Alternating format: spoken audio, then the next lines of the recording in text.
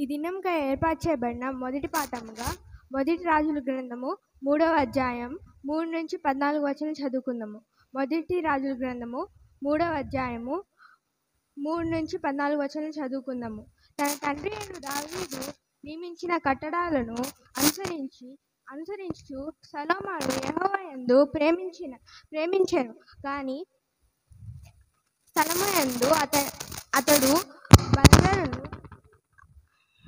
అర్పించుచు ధూపము వేయుచుండెను. గిబియోను ముఖ్యమైన యందు గనుక నర్పించుటకై రాజు అక్కడికి పోయి ఆ బలిపీఠం మీద 1000 దహన బలులను అర్పించును.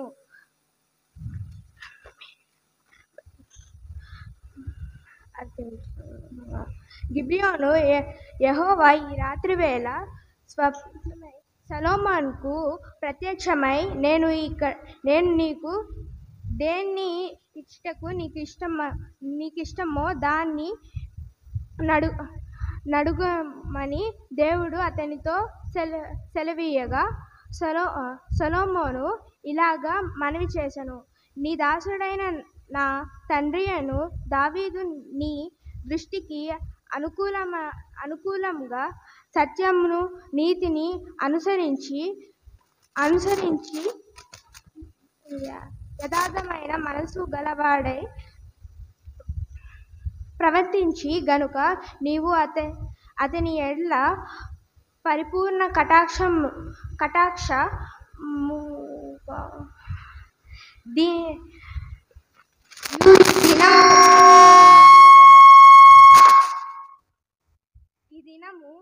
ఈ దినమునట్లు అతని సింహాసనం మీద అతని కుమారులను కూర్చుండబెట్టి అతని యందు మహాకృపను చూపించినావు. నా దేవా యెహోవా, నీవు నా తండ్రి అయిన దావీదుకు బదులుగా నీ దాసుడైన నన్ను రాజుగా నియమించి ఉన్నావు. అయితే నేను బాలుణ్ణి, కార్యములు జరిపించుటకు నాకు బుద్ధి చాలదు. నీ దాసుడైన నేను నీవు కోరుకున్న జనుల మధ్య ఉన్నాను. వారు విస్తరించినందున వారిని చక్కపెట్టుట వారి విశాల దేశమున తనకి చేయుటకు అసాధ్యము. ఇంత గొప్పదైన నీ జన్మకు న్యాయం తీర్చగలవాడు ఎవడు? కాబట్టి నేను మంచి చెడులను వివేచించి నీ జనులకు న్యాయం తీర్చినట్లు నీ దాసుడైన నాకు వివేకమును హృదయము దయచేయము. సొలొమోను చేసిన ఈ మనవి ప్రభువుకు అనుకూలమాయెను గనుక దేవుడు అతనికి ఇలాగ సెలవిచ్చెను.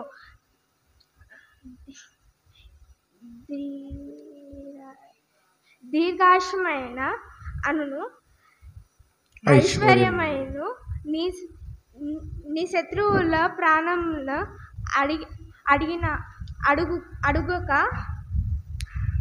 అడుగక న్యాయములను గ్రహించుటకు వివేకము అనుగ్రహించమని నీవు అడుగుతున్నావు. నీవు ఇలాగను అడుగుతున్నందు నీ మనవి ఆలకించుచున్నాను. బుద్ధి వివేకములు గల హృదయము నీకిచ్చినను.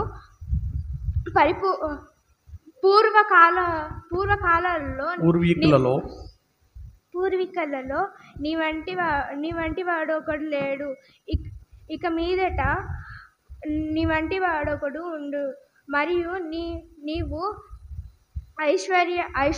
ఐశ్వర్యమైన ఘనత ఇమ్మని అడగకపోయినను నేను వాటిని కూడా నీకిచ్చుచున్నాను. నీ అందు అందువలన నీ దీవెన నీ దీవెనను రాజుల్లో నీ వంటి వాడొకడు నుండెను. మరియు నీ తండ్రి అయిన దావీదు నా మార్గంలో నడిచి నా కట్టడలను నేను నియమించి ధర్మవంతిని గైకొన్నట్లు నీవు నడిచి వాటిని గైకొన్న ఎడ్ల నేను దీర్ఘాయుష్మంతునిగా చేశాను అను. ఇంతటితో ఈ పాఠం సరి. ఓ దేవా నీకు వందనములు కలుగును గాక. రెండవ పాఠ్యభాగం.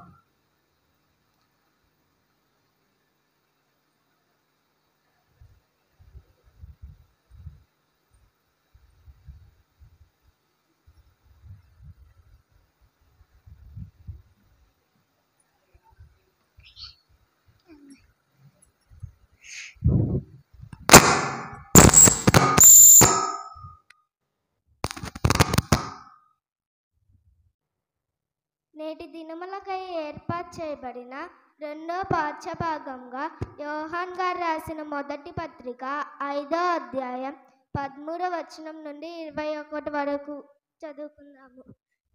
యోహాన్ గారు రాసిన మొదటి పత్రిక 5వ అధ్యాయం 13వ వచనం నుండి 21 వరకు చదువుకుందాము. దేవుని కుమారుని నామమందు విశ్వాసముంచు మీరు నిత్య జీవము గల వారిని తెలుసుకున్నట్లు నేను ఈ సంగతులను మీకు వ్రాయుచున్నాను. ఆయనను బట్టి మనకు కలిగిన ధైర్యం ఏదనగా ఆయన చిత్తానుసారంగా మనమేది అడిగినను ఆయన మన మనవి ఆలకించుననున్నదియే. మనమేమి అడిగినను ఆయన మన మనవి ఆలకించునని మనం ఎరిగిన ఎడల మనం ఆయనను వేడుకునినవి మనకు కలిగినవని ఎరుగుదుము. తన సహోదరుడు మరణకరము కాని పాపము చేయగా ఎవడైనాను చూచిన ఎడల అతడు వేడుకొనును. అతన్ని బట్టి దేవుడు మరణకరము కాని పాపము చేసిన వారికి జీవము దయచేయును. మరణకరమైన పాపము కలదు, అట్టి దాన్ని గురించి వేడుకొనవలెనని నేను చెప్పుటలేదు. సకల దుర్నీతియు పాపము, అయితే మరణకరము కాని పాపము కలదు.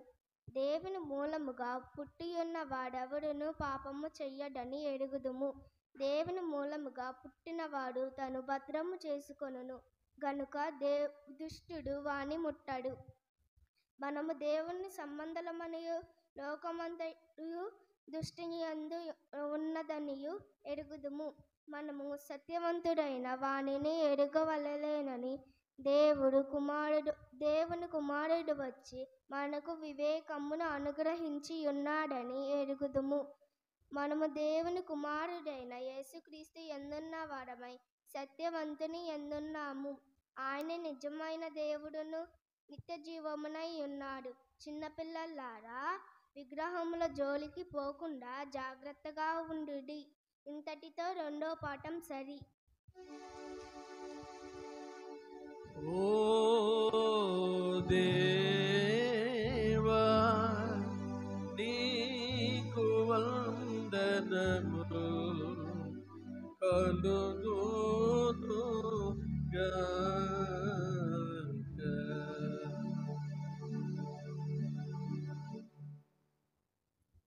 సువార్త లూకా సువార్త పరిశుద్ధుడైనటువంటి లూకా రాసిన శుభవార్త.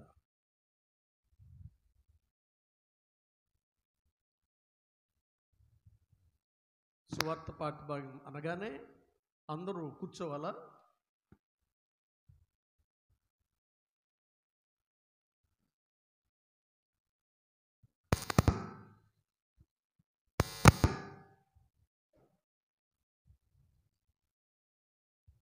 నానా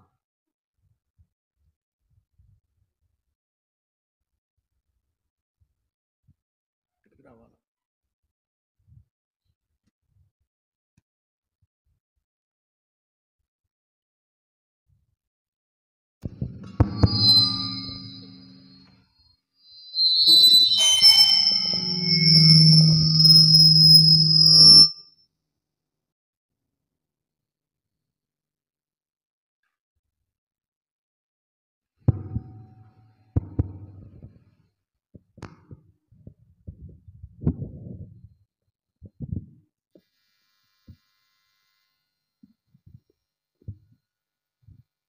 పరిశుద్ధ దినముకు ఏర్పాటు చేయబడిన సువార్త పాఠ్యభాగంగా లూకా రాసిన సువార్త 10వ అధ్యాయము 21వ వచనం నుంచి 24వ వచనం వరకు చదువుకుందాం. లూకా రాసిన సువార్త 10వ అధ్యాయము 21వ వచనం నుంచి 24వ వచనం వరకు.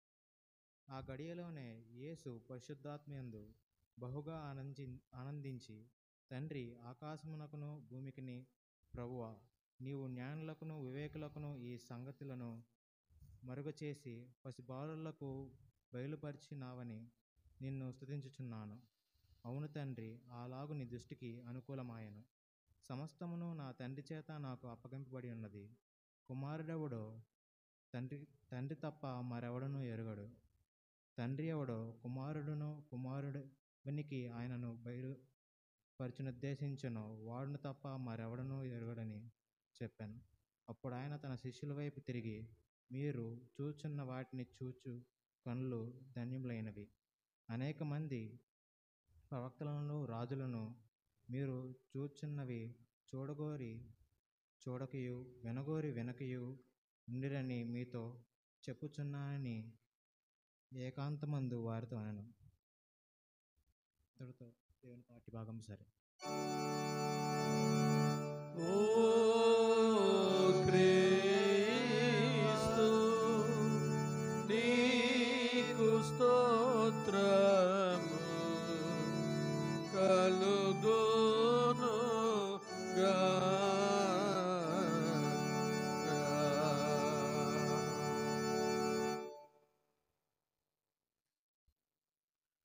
అలాగే మనమందరం కూడా నిలుచుండగా 549వ గీతము, ఏ దేశస్థులమైన అనేటువంటి గీతము, తనువు నాదిదిగో అనేటువంటి ఛాయలో ఉన్నటువంటి గీతము.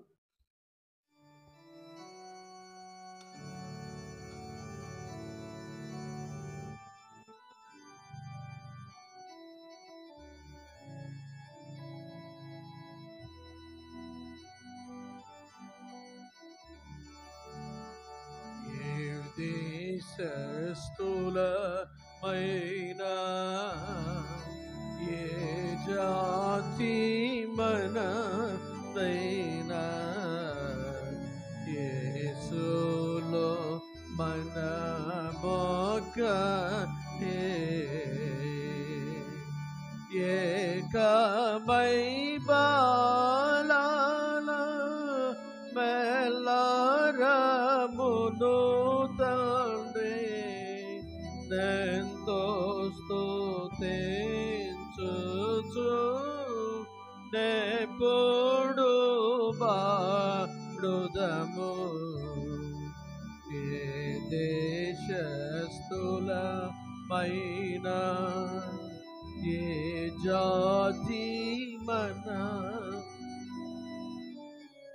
యేసులో మన మొక్కతే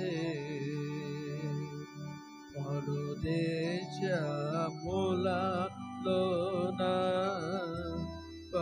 పనుగదే పోని ప్రార్థించేడి బాలలం పరమాతండ్రి మాలో ప్రతివారి దీవించు బహుగా దిన మరుచు ప్రతిమాలి వేడుదము.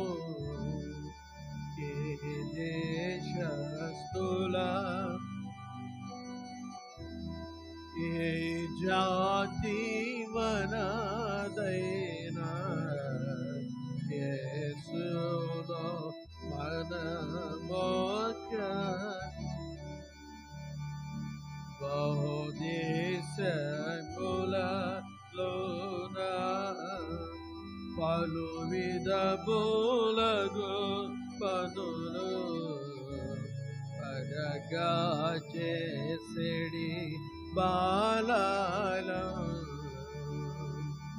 ప్రభుడే యేసుని కొరకే ప్రపంచమా వాటిని బాగు చేయను మిగులా ప్రయాసపడుదా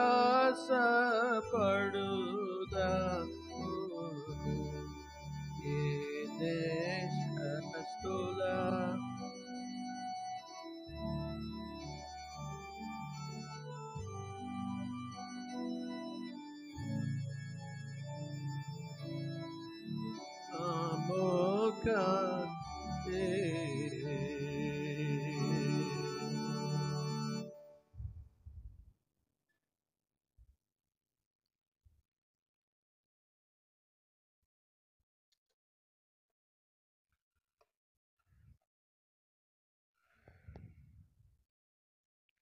ప్రార్థన చేసుకుందాం. ప్రేమమయుడా మా తండ్రి, ఈ రోజున మీ సన్నిధికి వచ్చాం ప్రభువా, జ్ఞాపకం చేసుకోండి నాయన. మమ్మల్ని అందరినీ ప్రభువా 5 మాసములు కాపాడారయ్యా. 6వ నెలలో అనగా జూన్ మాసంలో ఈ మొదటి రోజున దేవా, ఈ నెలలో ఇది మొదటి ఆదివారము, ప్రాముఖ్యంగా విద్యార్థుల ఆదివారం, స్టూడెంట్స్ సండే కనుక నాయన ఈ యొక్క మా యొక్క విద్యార్థుల ఆదివారాన్ని జ్ఞాపకం చేసుకుంటూ నీ యొక్క అమూల్యమైన దేవ ముత్యముల కంటే విలువైనటువంటి నీ శ్రేష్టమైన వాక్కును మేము ధ్యానిస్తూ ఉండగా మీరే బిడలతోనూ దేవా అందరితోనూ మీరే మాతో మాట్లాడమని, దేవా సంఘమంతటిని మీరే సమాయత్తపరచమని, నీ దివ్యమైన శరీరక్తాల్లో కూడా పాలు పొందుతూ ఉండగా మీరే మమ్మలను సంసిద్ధపరచమని, ఆత్మపూర్ణులుగా చేసి మమ్మల్ని అందరిని అభిషేకించమని యేసుక్రీస్తు వారి యొక్క ఉన్నతమైన నామమును బట్టి ప్రార్థిస్తున్నాం తండ్రి. ఆమేన్. ఆమేన్. పిల్లలందరూ ఈరోజు కొంచెం ముందుకు వచ్చేయాల. I request all the children please ఈరోజు మాత్రం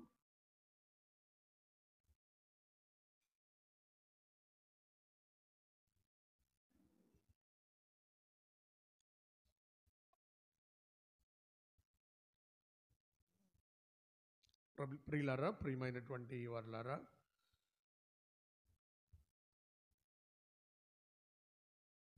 ప్రియమైన దేవుని సంఘమా, మరి ఆయన సన్నిధికి ఆరాధనలో పాల్గొన్నటువంటి బిడ్డలైన మిమ్మల్ని అందరిని బట్టి దేవుని స్తుతిస్తూ మిమ్మల్ని అందరినీ కూడా ఆయన సన్నిధికి స్వాగతిస్తున్నాను.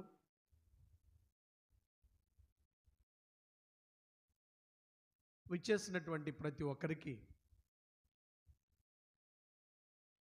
సేవకునిగా, కాపరిగా, లేక దేవుని యొక్క ప్రతినిధిగా, ఆయన పాదదాసునిగా మీ అందరికీ స్వాగతాన్ని పలుకుతూ నా యొక్క 2 చేతులను జోడించి ప్రేమపూర్వకమైనటువంటి ఆహ్వానాన్ని మీ అందరికీ అందిస్తూ ఉన్నాను. మీ అందరికీ వందనాలు. జూన్ నెలలో మనము ప్రవేశించాం. 5 నెలలు దేవుడు మనలను కాపాడారు. 2025వ సంవత్సరంలో 5 నెలలు దేవుడు మనలను తన రెక్కల నీడలో భద్రపరిచి 6వ నెలలో అడుగేయడానికి ప్రభువు తన యొక్క కృపను ఆయన మన ఎడల చూపించారు. కనుక ఒకసారి మన 2 చేతులను మనము పైకెత్తి దేవునికి స్తోత్రం చెప్దామా? సే హల్లెలూయా, హల్లెలూయా. మరి 5 మాసములు కాపాడిన దేవుడు ఈ 6వ మాసం అంతటిలో అనగా జూన్ మాసం అంతటిలో పర్టికులర్గా న్యూ క్లాసెస్లో అడుగు పెట్టబోతున్న ఈ విద్యార్థులను, elementary school children, high school children, college children, అలాగే యూనివర్సిటీ చిల్డ్రన్, సో మీ బిడ్డలను, మిమ్మలను, అలాగే మనలను అందరినీ కూడా దేవుడు ఆయన తన రెక్కల నీడలో భద్రపరిచి మనలను అందరినీ కూడా సంరక్షించి కాపాడునుగాక. ఆమేన్. ఆమేన్. ఈరోజు కొద్ది నిమిషాలు దేవుని యొక్క వాక్యాన్ని మనం విందాం. ప్రభువు మనతో ఆయన వాక్యం ద్వారా మాట్లాడలాగున ఈరోజు సందేశం అంతా మీదే. మీరు చాలా జాగ్రత్తగా వినాలి. ఎవ్రీడే మీరు స్కూల్కి వెళ్ళి మీ మాస్టర్ చెప్పే పాఠాలు వింటారు. ఈరోజు ఇక్కడ మీ పాస్టర్ గారు, మీ అయ్యగారు చెప్పే మాటలు ఇక్కడ వినాలి. సంవత్సరం అందరికీ సరిపడిన ఆశీర్వాదాలు దేవుడు మీకు మీ జీవితాల్లో దేవుడు ఆయన ప్రసాదిస్తాడు.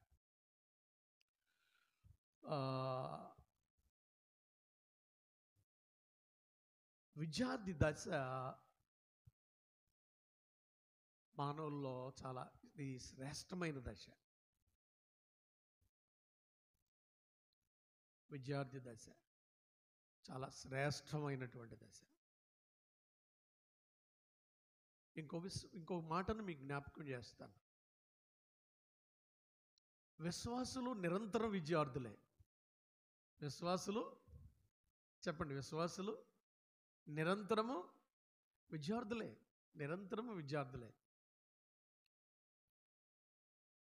అంటే మనము ఎల్లప్పుడూ దేవుని పాద సన్నిధిలో మనం ఏం చేస్తూ ఉంటాం? వింటూ నేర్చుకుంటూ దేవునిలో మనం ఎదుగుతూ మనం ఉంటాం. మరి వీళ్ళు భౌతికంగా లోక సంబంధమైనటువంటి పాఠశాలల్లో, కళాశాలల్లో, విశ్వవిద్యాలయాల్లో ఈ బిడ్డలు చదువుకుంటూ వీళ్ళు విద్యను అపార్జింప చేసుకుంటూ వాళ్ళు సాగిపోతున్నటువంటిది ఇదంతా ఈలోక సంబంధమైనదే కానీ దైవిక సంబంధమైనటువంటి ఆ యొక్క అనుభవం చాలా గొప్పది, చాలా అపారమైనటువంటిది. ఈరోజు మీరు నేను మనము జ్ఞాపకం చేసుకునవలసినటువంటి అనుభవాన్ని, ఒక విషయాలను మీకు జ్ఞాపకం చేస్తూ ఉన్నాను. ఈ చిన్న బిడ్డలకు ఈనాడు చాలామంది పేరెంట్స్ తమ పిల్లల గురించి చాలామంది ఏడ్చేటువంటి వాళ్ళు ఉన్నారు. మా పిల్లలు మా మాట వింటలేదండి, వాళ్ళు చదువుకోవట్లేదండి, వాళ్ళ లైఫ్ సరిగా లేదండి, వాళ్ళ ఎడ్యుకేషనల్ లైఫ్, వాళ్ళ పర్సనల్ లైఫ్, లేకపోతే మా ఇంట్లో వాళ్ళు మాతో మెలిగేటువంటి మరి ఆ యొక్క ఫ్యామిలీ లైఫ్లో వారి యొక్క అంతర్జీవితం చాలా మాకు అంగీకారముగా లేదండి అని చెప్తూ చాలామంది తల్లిదండ్రులు ఏడ్చేటువంటి వాళ్ళు చాలామంది ఉంటున్నారు. కొంతమంది మా బిడ్డలు చాలా మంచివాళ్ళండి అని చెప్పేవాళ్ళు లేకపోలేదు. ఏదేమైనప్పటికీ ఇది తల్లిదండ్రులు ఒక విషయాన్ని గుర్తుపెట్టుకోవాలి. తమ బిడ్డల గురించి, తమ పిల్లల గురించి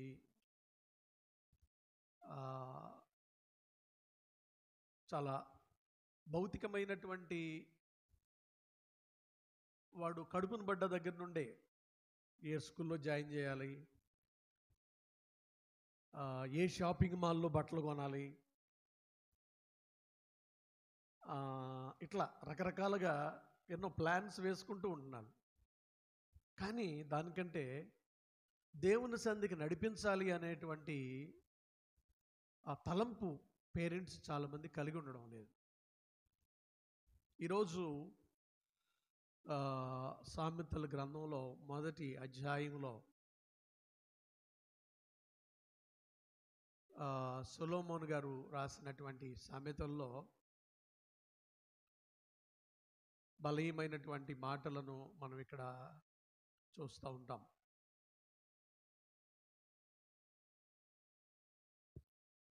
సహజంగా మీ బిడ్డలను ఈ సామెతల గ్రంథం మీ బిడ్డలకి చదివించడం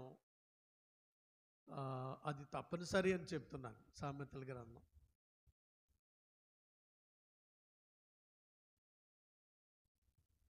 ఆయన దేవుడిచ్చినటువంటి జ్ఞానంతో సొలొమోను గారు ఈరోజు కొరకైనటువంటి లేఖన భాగంలోను, తర్వాత రాజులు 1వ గ్రంథం 4వ అధ్యాయంలో మీరు జ్ఞాపకం చేసుకుంటే అక్కడ వ్రాయబడినటువంటి 2వ వచనంలో మీరు కానీ చూసినట్లయితే అతడు 3000 సామెతలను 1005 కీర్తనలను ఆయన ఏం చేశాడట, రచించాడు. రాజులు మొదటి గ్రంథము 4వ అధ్యాయము 32వ వచనం. రాజులు మొదటి గ్రంథం 4వ అధ్యాయం 32వ వచనం. ఇదొక సండే స్కూల్ టీచర్ మీ బిడ్డలకి ఈ క్వశ్చన్ తప్పనిసరిగా వాళ్ళకి చెప్పాలి. సొలొమోను గారు ఎన్ని సామెతలు? 3000 సామెతలు. 1005 కీర్తనలు. ఎన్ని? 1005 కీర్తనలు ఏం చేశాడట, ఆయన రచించాడు.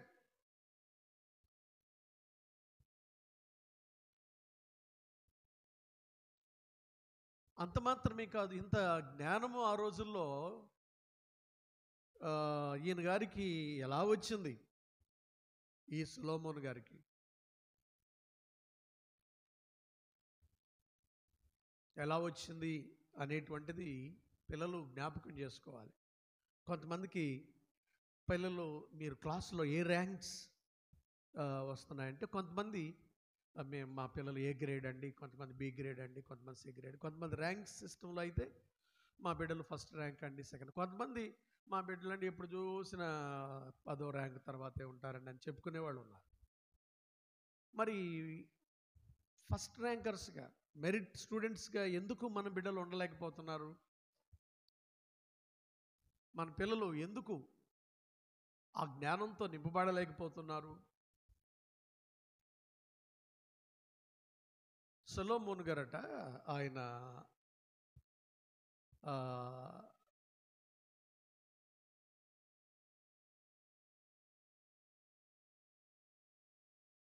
మూడవ అధ్యాయం రాజులు మొదటి గ్రంథంలో 3వ వచనం చూడండి. బైబిల్ గ్రంథాన్ని తెరవండి ప్లీజ్. అందరూ బైబిల్ గ్రంథాన్ని తెరిచి, తన తండ్రి అయిన దావీదు నియమించిన కట్టడలను అనుసరించుచు సొలొమోను యెహోవా యందు, అబ్బా ఎవరిని ప్రేమ, వాళ్ళ ప్రేమ దేని మీద కనపడిందట? ఆయన ప్రేమ అంతా దేవుని మీద ఉందట. దేవుని మీద ఉంది. కానీ ఉన్నత స్థలముల యందు అతడు బలులను మాత్రం అర్పించచ్చు, ధూపం వేయచ్చు ఉండాడు. ఆ రోజుల్లో ఉన్నత స్థలాలు అంటే దేవాలయాలన్నీ ఎక్కడ ఉండేవి అంటే, ఉన్నతమైనటువంటి జెరూసలేం లేకపోతే దేవాలయాలు ఆ రోజుల్లో అక్కడ గిబియోన్లో ఉన్నటువంటి ముఖ్యమైనటువంటి ప్రవాస స్థానం వాళ్ళకి.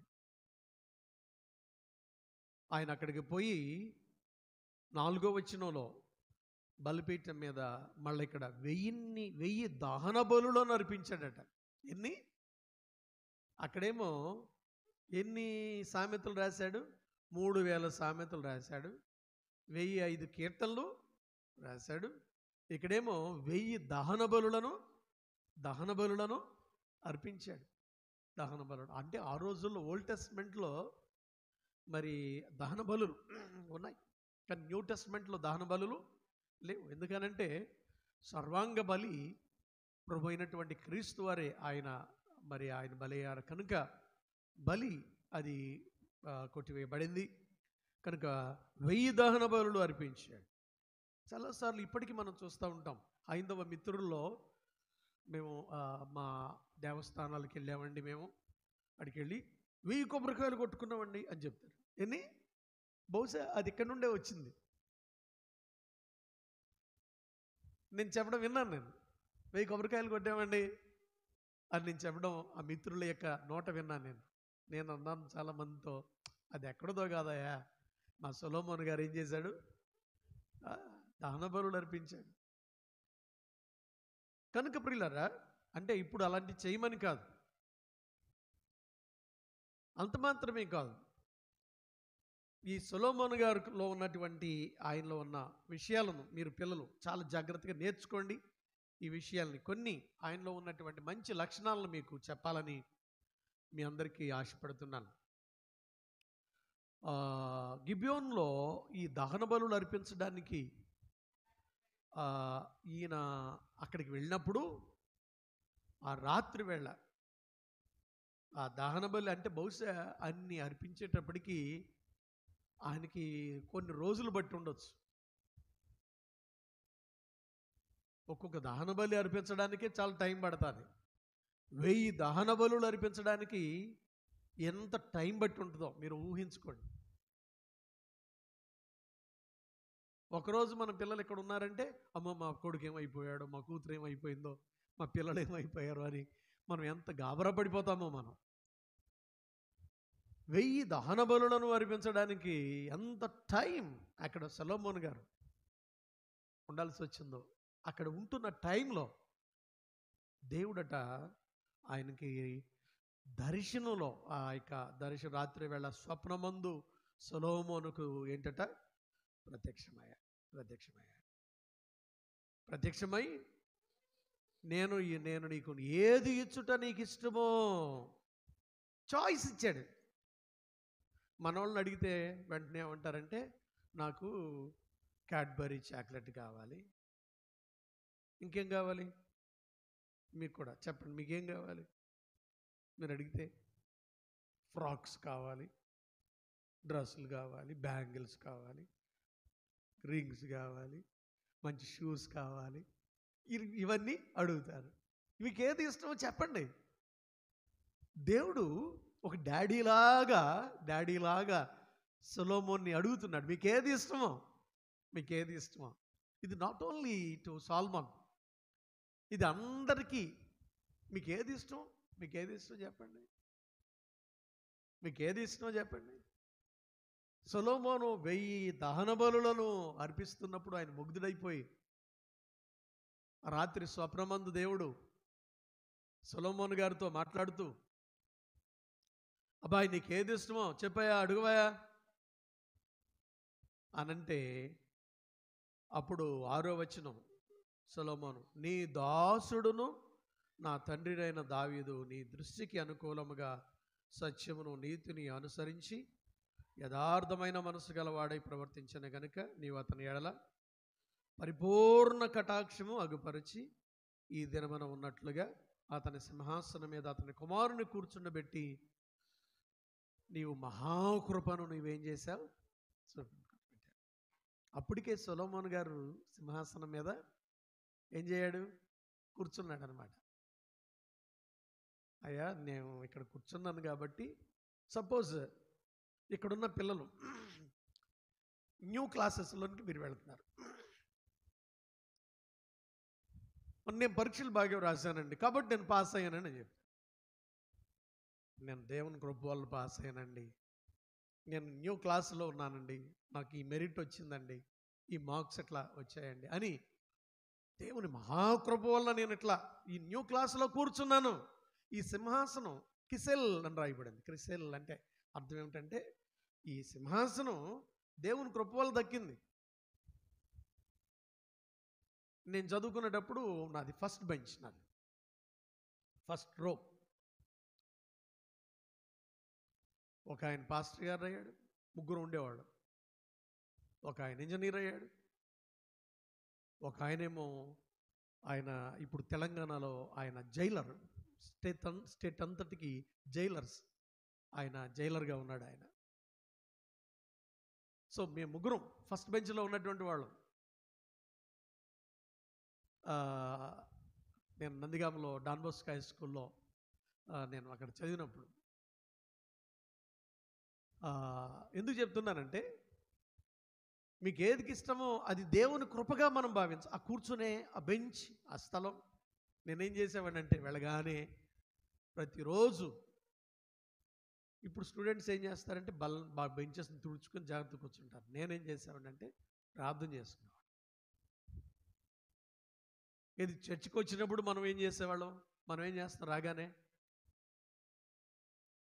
నిజం చెప్పండి, వచ్చిన తర్వాత ఆళ్ళ చెవులు వీళ్ళ చెవులు దురద చెవులు అని రాయబడిందే. చర్చికి వచ్చిన తర్వాత ఇది మానేయాలి, అసలు ఎవరితో మాట్లాడకూడదు, ప్రభువు మనతో మాట్లాడాలని అంటాట. మీరు నేను మనం ఎవరితో మాట్లాడాలి? ఎస్, అది చేయండి. దేవుని సన్నిధిలో అడుగు పెట్టిన తర్వాత మీ ప్రక్క వాళ్ళతో కానీ, ముందు వాళ్ళతో కానీ, వెనక వాళ్ళతో కానీ, ఎవరితో మీరేం చేయకూడదు? చెప్పండి, ఏం చేయకూడదు? సమస్య లేదు. మీరు నేను ప్రార్థన అంటే దేవునితో సంభాషణ. అప్పుడు ఆయన మనతో మాట్లాడతాడు. ఇది కాకుండా ప్రక్కంట వాళ్ళని వీళ్ళని చూసి వాళ్ళతోనో వీళ్ళతోనో మాట్లాడితే నీవు దేవుని స్వరాన్ని వినవు. ఇది గుర్తుపెట్టుకోవాలి, చాలా అనుభవంగా జ్ఞాపకం చేయాలి. ఇది పెద్దవాళ్ళకు కూడా సందేశం.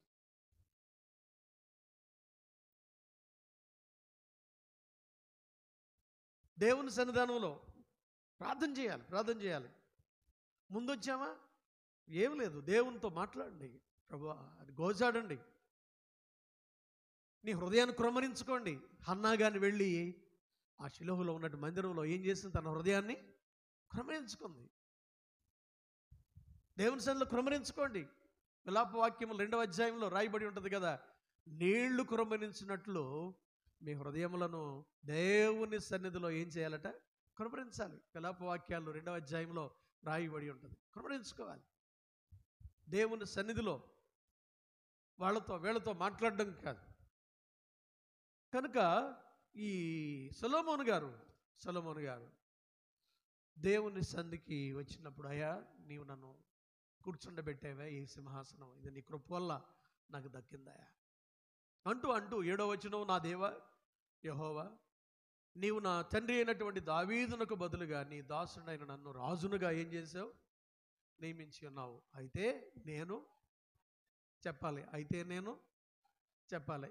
నేను అందరూ బాలుడైతే బాలుడని చెప్పాలి, లేక బాలికలైతే బాలికలు అని చెప్పాలి. సొలొమోను గారు ఏమని చెప్తున్నా అంటే, నేను బాలుడను అంటే నేను చాలా చిన్నోడిని. ఈనాడు చాలామంది దేవుని సంధికి వచ్చినప్పుడు రాజుగారే దేవుని సన్నిధిలో ఏమని ప్రార్థన చేశాడంటే, ప్రభువా నేను బాలుడనయ్యా, బాలికనయ్యా, చిన్న బిడ్డనయ్యా, నన్ను దీవించవా, నన్ను ఆశీర్వదించవా అని ప్రార్థన చేసుకోవాలి. సొలొమోను గారు నేను బాలుడనయ్యా, కార్యములు జరుపుటకు నాకు బుద్ధి. చాలామంది మనం ఏమనుకుంటాం, నాకు చాలా జ్ఞానం ఉందండి, నాకు చాలా అనుభవం ఉందండి, నాకు చాలా అపారమైనటువంటి ఎక్స్పీరియన్స్ నీకు లోక సంబంధంగా కుప్పలు తెప్పలుగా పేడ తక్కడిలాగా ఒకళ్ళు ఎంత జ్ఞానం ఉండొచ్చు. కానీ దేవుని జ్ఞానం, దేవుడిచ్చేటువంటిది లేకపోతే అది సమస్తము వ్యర్థం. లోక సంబంధమైన, అందుకని ప్రసంగి ఏం చెప్పాడంటే, ప్రసంగి గ్రంథంలో లోక సంబంధమైన అపారమైన జ్ఞానం ఉంది. దాన్ని అంతటిని గురించి వ్యర్థమని రాశాడు. దేవుని గూర్చిన జ్ఞానాన్ని వ్యర్థమని రాయలా. లోక సంబంధమైన జ్ఞానం. కొంతమంది ఇదే చెప్తూ ఉంటారు, నేనండి, మేమండి, మా నాన్నండి, మా అమ్మండి, మమ్మల్ని ఎలా పెంచాడనండి. ఇదంతా ఒట్టి తీసేయండి, ఇది పక్కన పెట్టండి. ఇక్కడ నేను బాలుడను, హంబుల్గా ఆయన తగ్గించుకుంటున్నాడు. దేవుని సన్నిధిలో ఎవరైతే సొలొమోను గారి వలె నేను బాలుడను. బైబిల్ గ్రంథంలో ఒకళ్ళిద్దరు ఉన్నారు. ఇర్మియా గ్రంథంలో మనం చూస్తూ ఉంటాం. మేజర్ ప్రాఫెట్ అయినటువంటి ఇర్మియా గారు 1వ అధ్యాయంలో చూడండి. 1వ అధ్యాయంలో ఇర్మియా గారు కూడా సేమ్ అదే పదాన్ని వాడుతూ ఉంటాడు. 6వ వచనంలో 1వ అధ్యాయం, book of Jeremiah 1st chapter 6th verse, అయ్యో ప్రభువా యెహోవా చిత్తగించుము, నేను బాలుడనే అంటాడు. నేను బాలుడనే. ఎవరైతేనండి హంబుల్గా ఇలాంటి ప్రార్థన చేస్తారో వాళ్ళని దేవుడు వాడుకుంటాడు, ఘనంగా హెచ్చిస్తాడు. దేవుని స్తోత్రం చెప్పాలి, అందరూ చెప్పాలి హల్లెలూయా, హల్లెలూయా. నేను గొప్పవాడినండి, నేను గొప్పదాన్నండి, నేను చాలా జ్ఞానునండి అని అనుకుంటారో దేవుడు వాళ్ళని వాడుకోడు. నేను బాలుడనయ్యా, ఇర్మియా గారు, ప్రభువా నేను బాలుడను, మాట్లాడటకు నాకేం లేదు, శక్తి లేదు. ఇక్కడ కూడా సొలొమోను గారు అంటున్నాడు, ఈ కార్యాలని, ఈ రాజ్యాన్ని పరిపాలన చేయడానికి, వీళ్ళంతమంది జనాంగాన్ని నడిపించడానికి నాకు బుద్ధి చాలదయ్యా, నాకు చాలదయ్యా, నేను బాలుడను అంటూ ఆయన ఏమని ప్రార్థన చేశాడో తెలుసా? ఏమని ప్రార్థన చేశాడంటే, అక్కడ దేవుని పాదాల దగ్గర అక్కడ ఏమని ప్రార్థన, నీ దాసుడనైనా 8వ వచనం, నేను నీవు కోరుకున్న జనుల మధ్య ఉన్నాను. నీ దాసుడనైన నేను నీవు కోరుకున్న జనుల మధ్య ఉన్నాను. ఇది గుర్తుపెట్టుకోవాలి డియర్ ఫ్రెండ్స్. దేవుని ప్రజలు ఎప్పుడు కూడా, దేవుడు ఆదివారపు ఆరాధన దేవుడు మనకెందుకు ఇస్తున్నాడో తెలుసా? లేకపోతే సండే స్కూల్ దేవుడు ఎందుకు ఇస్తున్నాడో తెలుసా? వారం రోజులు అక్కడికి వెళ్తారు, అవునా? మండే టు సాటర్డే ఎక్కడికి వెళ్తారు మీరు? స్కూల్కి వెళ్తారు. వినండి, వెళ్తారా? సో సండే ఎక్కడికి వస్తారు? దేవుని ప్రజలు అక్కడ godly children, God's children, God's people, దేవుని ప్రజలు ఉంటారు అక్కడ. దేవుని ప్రజలు ఉన్నప్పుడు అక్కడ దేవుని ప్రజల మధ్యలో, దేవుని సన్నిధిలో నేను కూర్చున్నట్టుగా భావించాలి. అంతేగాని అవతల వ్యక్తిలో నువ్వు రాక్షసుడిని, రాక్షసురాల్ని, ఆ పిశాచిని నువ్వెందుకు చూడాలి? కొంతమంది దేవుని సంధికి వచ్చినప్పుడు కూడా ప్రక్క వాళ్ళల్లో ఎవరిని చూస్తారంటే లోక సంబంధుల్ని చూస్తూ ఉంటారు. అది చూడకూడదు. దేవుని సంధికి వచ్చిన తర్వాత అందరూ దేవుని బిడలే, దేవునికి అప్పగించేయాలి. వాళ్ళ సంగతి వీళ్ళ సంగతి అన్నీ. నీ జనుల మధ్య నేను ఉన్నాను, వారు విస్తరించినందున వారిని లెక్కపెట్టుటయు, వారి విశాల దేశమును తనిఖీ చేయుటయు. చాలా జనాంగం, ఇశ్రాయేలీలు చాలా ఎక్కువ మంది. అది విశాలమైనటువంటి దేశం, సువిశాలమైనటువంటి దేశం, లెక్కకు మించినటువంటి జనాంగం. అప్పటికే ఏది మోసే టైంకి 6 లక్షలు. ఈ సొలొమోను దగ్గరికి వచ్చేటప్పటికి ఇంకా వాళ్ళు విస్తృతంగా వాళ్ళు పెరిగిపోయారు. వాళ్ళు ఇంతమందిని నడిపించడం అంటే, ఇంత సువిశాలమైనటువంటి దేశాన్ని నేను పరిపాలన చేయడం అంటే, అయ్యా నాకు బుద్ధి చాలదు, నా జ్ఞానం నాకు చాలదు. ఇంత గొప్పదైన నీ జనమునకు తీర్పు తీర్చగలవాడు ఎవడు? కాబట్టి మంచి చెడ్డలను వివేచించి, ఏంటట ఆ మాట చూడండి, 9వ వచనం, మంచి చెడ్డలు వివేచించి. ఆది కాండంలో కూడా దేవుడు మంచి చెడ్డలు వివేచించడానికి దేవుడు చాయిస్ ఇచ్చాడు. వాళ్ళకి ఇచ్చాడా? వాళ్ళు ఏం చేశారు? వాళ్ళు ఆ మాత్రం వివేచన లేకుండా ఏదైతే చేయొద్దన్నాడో దాన్నే తిన్నారు. సొలొమోను గారు మంచి చెడ్డలను వివేచన చేసేటువంటి, నాకు వివేకము కలిగినటువంటి హృదయమును దయచేయ, వివేకము కలిగిన హృదయం, వివేకము కలిగినటువంటి హృదయాన్ని నాకు దయచేయి, తెలివిని నాకు దయచేయి, జ్ఞానము నాకు దయచేయి. గ్రీక్ భాషలో సోఫియా అన్నారు. సోఫియా అంటే జ్ఞానం. నాకు నీ జ్ఞానం దయచేయి. వెంటనే మనమైతే ఏం అడుగుతామంటే, మనం ఆస్తిని అడుగుతాం, అంతస్తుని అడుగుతాం. ఒకవేళ బిడ్డలు కావలసినటువంటి, ఒకవేళ వాళ్ళు ఏమేమో అడుగుతారో మనం రకరకాలు అడుగుతాం. కానీ సొలొమోను గారు ఏమడిగాడు? జ్ఞానం, వివేకము కలిగినటువంటి హృదయాన్ని అడిగాడు. 10వ వచనం చూడండి. సొలొమోను చేసిన ఈ మనవి దేవునికి ఏమైను?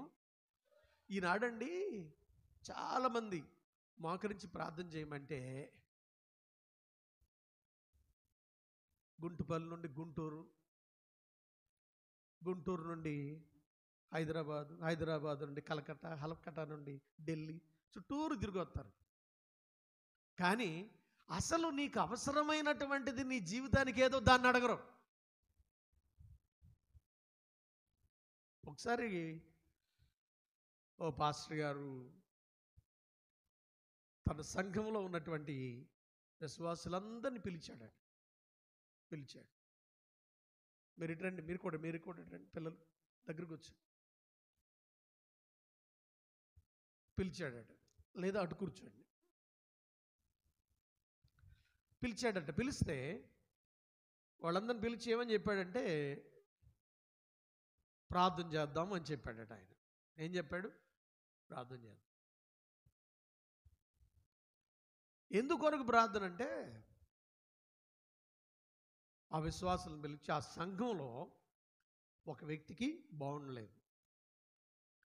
ఆయన కునువిపురుతో కొట్టుమిట్టాడుతున్నాడు. ఆయన గురించి ఏం చేద్దాం? ప్రార్థన చేద్దాం. సరే, ప్రార్థన చేయడం బిగిన్ చేశారు. సార్ సువర్తమ్మ గారు మీరు ప్రార్థన చేయండి, అమ్మ మరియమ్మ గారు ప్రార్థన చేయండి, యాకబ్ గారు ప్రార్థన చేయండి, యోహాన్ గారు ప్రార్థన చేయండి, పేతురు గారు ప్రార్థన చేయండి అంటే, సరే ఆ సువార్తమ్మ గారు అంటే ఇక్కడ లేరుగా, సువార్తమ్మ గారు ఎవరు లేరుగా నాకు తెలిసి, ఉన్నారు ఎవరన్నా ఇక్కడ? సువార్తమ్మ గారు ప్రార్థన చేస్తారు. బిగిన్ చేసింది. రామకృష్ణ నగర్ నుండి బిగిన్ చేసింది. ఆ వ్యాగన్ వర్క్షాప్ నుండి బిగిన్ చేసింది. ఆ చివరి నుండి బిగిన్ చేసి ఎక్కడికి వెళ్ళిందంటే ఆ గుంటుపల్లి సెంటర్కి వెళ్ళింది. గుంటుపల్లి సెంటర్ నుండి ఆ గొల్లపూడి సెంటర్కి వెళ్ళింది. గొల్లపూడి సెంటర్ నుండి ఆ భవానీపురం సెంటర్కి వెళ్ళింది. భవానీపురం సెంటర్ అక్కడ నుండి ఆకుండా ఆ విద్యాధరపురం వెళ్ళింది. అక్కడ నుండి కాళేశ్వరం మార్కెట్కి వెళ్ళింది. అక్కడ నుండి బస్ స్టాండ్కి వెళ్ళింది. అక్కడ నుండి రైల్వే స్టేషన్కి వెళ్ళింది. మొత్తం ఇక ఆఖరి నుండి ఆఖరికి ఇక్కడ నుండి బిగిన్ చేసి ప్రపంచం అంతా చుట్టుకొస్తుంది. సరే, వీళ్ళందరూ ప్రార్థన చేస్తున్నారు. ఎవరి గురించి? ఆ సంఘంలో ఉన్నటువంటి ఒక వ్యక్తిని గురించి. బాగుండలేదు కదా, ప్రభు అతన్ని బ్రతికించయ్యా. సరే, బిగిన్ చేసి ప్రార్థన చేస్తుంటే ఏమైందంటే, వీళ్ళు ప్రార్థన చేసిన తర్వాత ఆమెన్ అన్నారు. ఆమెన్ అనేటప్పటికీ అక్కడ వారు ప్రార్థన చేస్తున్నటువంటి వ్యక్తి దగ్గర వాళ్ళు చేరి ఉన్నారు కదా, వాళ్ళు పిలిచి పాస్టర్ గారు వాళ్ళందరూ కలిసి పిలుస్తున్నారు. ఇక్కడ బాబు, అయ్యా పలానా సీమన్ గారు లేవండి అంటే, సీమన్ గారు లేడు, వెళ్ళిపోయాడు. ఎక్కడికి? ఎప్పుడు వెళ్ళిపోయాడు అమ్మా అని అయ్యగారు అడుగుతున్నాడు. సీమన్ గారు ఎప్పుడు వెళ్ళిపోయాడు? అమ్మ, నువ్వు కాళేశ్వరం మార్కెట్లో ఉన్నప్పుడే వెళ్ళిపోయాడు. కొంతమంది అసలు ఏ విషయాన్ని అవసరత ఉందో దాని గురించి ప్రార్థన చేయకుండా ఎక్కడెక్కడికో తిరిగి వస్తారు. ఒక విషయాన్ని గురించి ప్రార్థన చేయమంటే ప్రపంచాన్ని చుట్టూ రావడం ఎందుకు? వాస్కోడి గామలాగా విషయాన్ని గురించి ప్రార్థన చేయడం, అది బిడ్డలకు నేర్పించండి. సొలొమోను యొక్క ప్రార్థన దేవునికట అనుకూలమాయను. అది రాయబడింది, అంగీకారం కాదు, అనుకూలమాయను. ఈనాడు చాలామంది పెద్దోళ్ళు కూడా మనం చేసే ప్రార్థన నీ అవసరత ఏదైతే ఉందో, నీ అక్కర ఏదైతే ఉందో దాని గురించి ప్రార్థన చేయకుండా చాలా అవన్నీ చేయాలి. కానీ పర్టికులర్గా నీ జీవితానికి మలుపు తిప్పబడ్డానికి, నీ బ్రతుకు మలుపు తిప్పబడ్డానికి అది ఏది అవసరమో దాని గురించి ప్రార్థన చేస్తున్నామా? మొట్టమొదటిది సొలొమోను గారు ఆయన తగ్గించుకున్నాడు దీనుడిగా. నేను బాలుడనయ్యా. ప్రార్థనలో కొంతమంది ఎలాంటి ప్రార్థన చేస్తారంటే, అయ్యా ప్రభువా, మా చర్చిలో నాయన అయ్యా, మరి నాకు చాలా గొప్ప ధన్యతనిచ్చారయ్యా, ఈ చర్చిలో నేనే మూలరాయినయ్యా, నేనే మూలరాయినయ్యా, నాకు మూలశంఖం ఉందయ్యా. కొంతమంది ఈ చెప్తే మూలరాయి ఎందుకు ఇవి కావాలా? దేవుడు మూలరాయి నిన్ను ఆయన చేయాలి, కానీ నువ్వు మూలరాయిని నువ్వు చెప్పుకోవడం ఏంటి? తీసివేసిన రాయి మూలకు తల రాయి. సొలొమోన్ని దేవుడు నేను బాలుడను ఆయన చాలా హంబుల్గా ప్రార్థన చేసుకుంటే దేవుడు ఆయన ఏం చేశాడు? హెచ్చించాడు. సోఫియా అనగా తన జ్ఞానాన్ని ఇచ్చి ఏం చేశాడు? జ్ఞానంతో పాటట 11వ వచనం, దేవుడు అతనికి ఇలాగున్న దీర్ఘాయువునైనను ఐశ్వర్యమునైనను శత్రువుల ప్రాణమునైనను నీవడుగక న్యాయములను అనుగ్రహించుటకు నీవేం చేశావు? వివేకమును అనుగ్రహించమని అడిగితివి గనుక ఇలాగున అడిగినందున నీ మనవి ఆలకించుచున్నాను. బుద్ధి వివేకములు కలిగినటువంటి హృదయాన్ని నీకు ఇస్తున్నాను. కాబట్టి పూర్వీకులలో నీ వంటి వాడు ఒకడునూ లేడు, ఇక మీదట నీ వంటివాడు. హల్లెలూయా! అబ్బా, ఎంత మంచి సాక్ష్యం. చరిత్రలో మనం నిలిచిపోయే ఒక క్యారెక్టర్గా దేవుడు మనల్ని మన పిల్లల్ని చేయాలి అని అంటే సొలొమోన్ లాగా దేవుని ఎదుట మనం ఏం చేయాలి? హంబుల్గా తగ్గించుకోవాలి.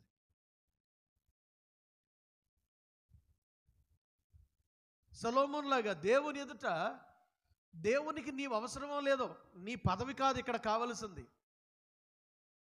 దేవుని ఎదుట తగ్గించుకొని వినయుడవై వినయురాలవై పరిచర్య చేసుకుంటూ ప్రార్థన చేసుకుంటూ దేవుని సన్నిధిలో బాల్య దినాల్లో, లేకపోతే నేను బైబిల్ కాలేజీలో ఉన్నప్పుడు మా డైరెక్టర్ గారు నన్ను అడిగాడు,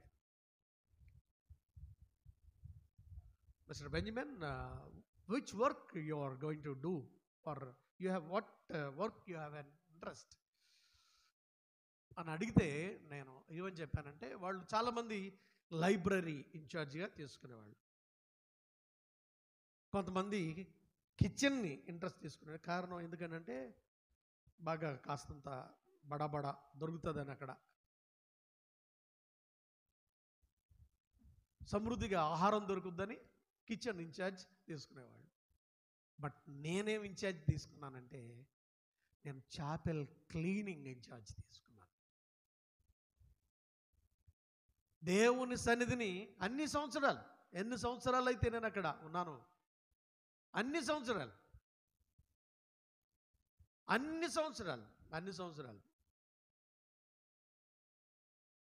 ఆ దేవుని సన్నిధిని తుడిచేటువంటి అవకాశం, క్లీన్ చేసేటువంటి అవకాశం.